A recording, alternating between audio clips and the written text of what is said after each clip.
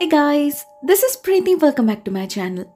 दोस्तों, आज हम बात करने वाले हैं 2011 रिलीज्ड एक हॉरर एपिसोड के बारे में जिसका नाम है द स्केयरक्रो। कहानी की शुरुआत होती है कंट्री साइड में रहने वाले एक बहुत ही खुशहाल फार्मर फैमिली को दिखाते हुए। अपने बच्चों को बहुत ही अच्छे संस्कार दिए हैं इन लोगों ने।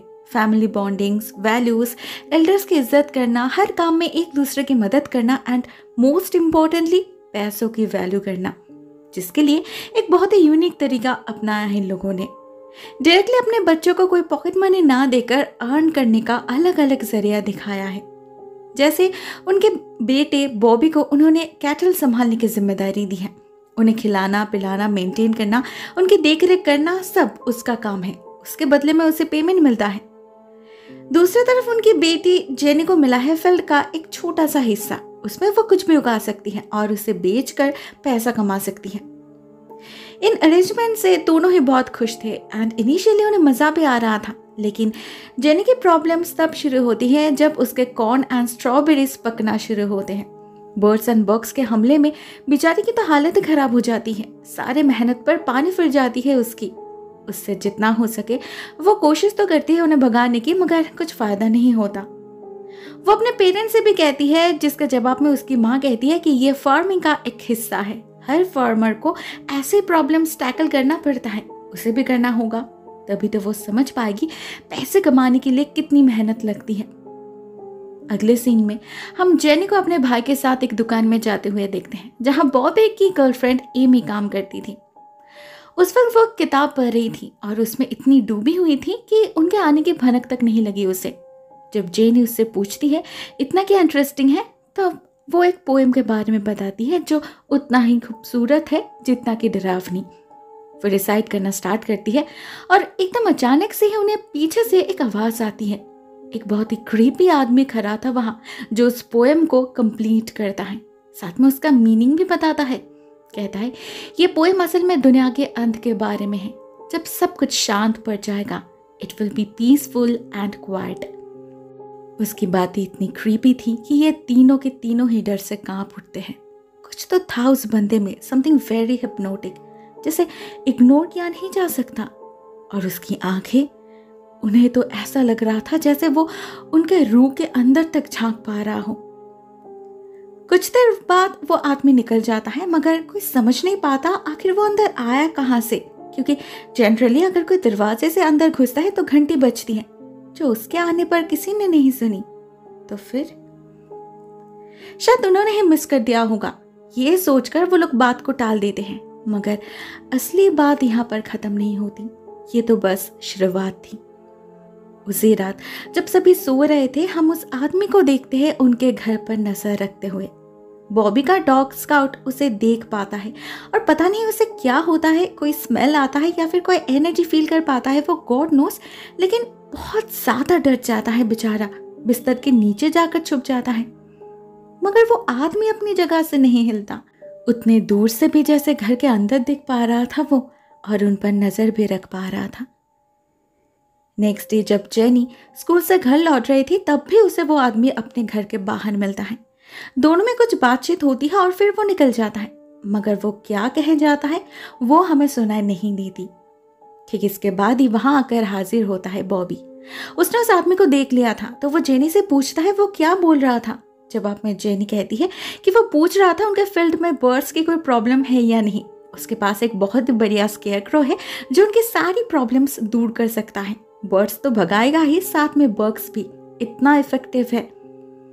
अब बॉबी को वो आदमी बिल्कुल भी पसंद नहीं आया था, इसलिए वो अपने बहन को कहता है उससे दूर रहने के लिए। पता नहीं कोई साइको निकला तो। इनफैक्ट उसके पास एक बस्ता देखकर वो जेनी से पूछता भी है उसने कुछ खरीद तो नहीं लिया, मगर जेनी कहती है कि नहीं, ये उसके स्कूल प्रोजेक्ट के सामान है। बॉबी तो उससे और कुछ नहीं पूछता, मगर रात होते ही हम जेनी को चोरी छुपे उनके फार्म में जाते हुए देखते हैं उस बस्ते के साथ, जिसके अंदर से निकलता है एक स्केयरक्रो। ये उसे उसी आदमी ने दिया था और यह दिखने में भी उसी की तरह था, क्रीपी। जेनी को तो लिटरली गूज बम्स आने लगे थे, लेकिन मन ही मन वो बहुत खुश भी हो रही थी, ये सोचकर कि अभी बर्ड्स नहीं आएंगे तो उसे मुनाफा होगा, जिससे वो एक न्यू कंप्यूटर खरीद सकेगी। यही सब सोचते सोचते वो जाती है एक पोल ढूंढने जिस पर वो इसे खड़ा कर सके, और जब वो लौटती है तो उसे वो स्केयर क्रो कहीं नहीं मिलता। गायब हो चुका था वो। मगर कहाँ? वो खुद से चलकर तो कहीं जा नहीं सकता ना, या फिर जा सकता है? जेनी को लगता है जरूर उसके भाई ने ही गायब किया होगा उसे परेशान करने के लिए, तो वो घर जाती है उसे कन्फ्रंट करने। मगर बॉबी से बात करके उसे रियलाइज होता है उसे तो कुछ पता ही नहीं। वो बेचारा अपने डॉग को ढूंढ रहा था जो अपेरेंटली गायब हो चुका था।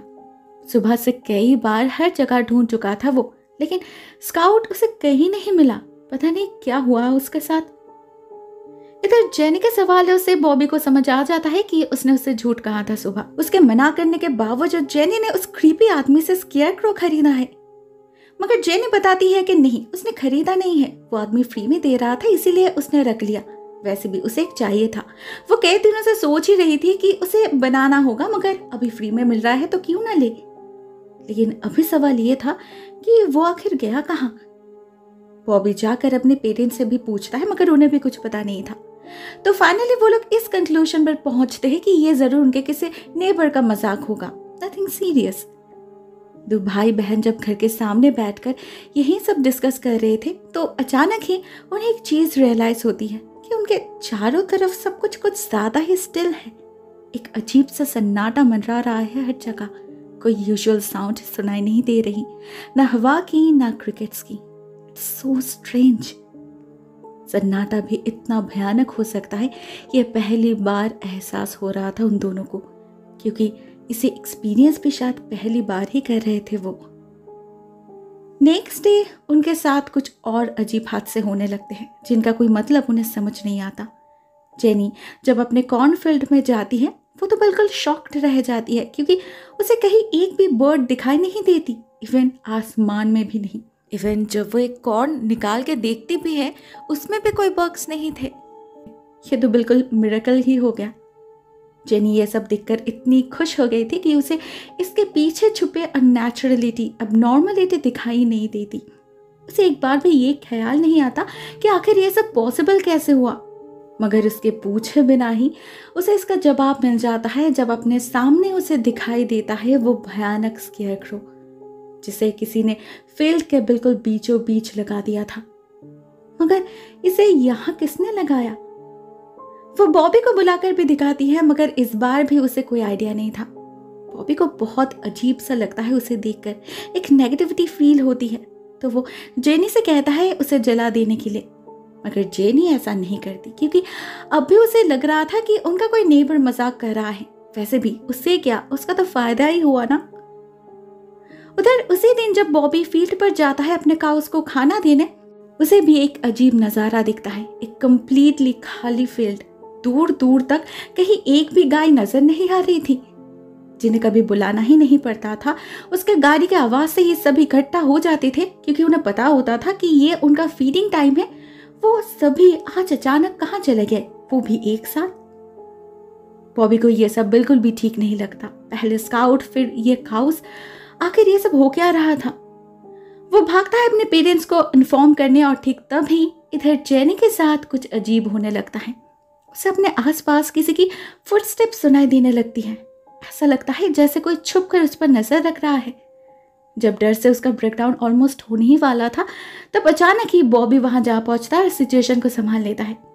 जेनी को लगता है वो आवाज बॉबी की थी, जबकि वो तो बस अभी अभी आया था। बॉबी उससे उनके पेरेंट्स के बारे में पूछता है, जिन्हें वो कहीं ढूंढ नहीं पा रहा था। वो घर में नहीं थे, फील्ड पर भी नहीं थे। ऐसा बिना बताकर वो कभी कहीं नहीं जाते, तो आज कहाँ चले गए। एट द सेम टाइम हम टाउन में एमी को देखते हैं कैफे में एंटर करते हुए। उसे वहां वही आदमी दिखता है जो उसी की तरफ देख रहा था। इवन उससे पीछा छुड़ाने के लिए एमी जब कैफे से बाहर निकल आती है, तब भी वो उसका पीछा नहीं छोड़ता। और उसे देखकर एमी की रूह कांप उठती है। ऐसे ही बिना किसी ऑब्वियस कारण के उसे ऐसा लगने लगता है कि कुछ भयानक होने वाला है, बहुत बुरा कुछ। एक वॉइड, एक एम्प्टीनेस छाने लगता है उसके दिल और जहन में, जिसे वो बयान नहीं कर पा रही थी। वो उसी वक्त बॉबी को कॉल करती है और उसे मिलने बुलाती है, मगर वो कॉल अचानक ही कट हो जाता है और बॉबी को पूरी बात सुनाई नहीं देती।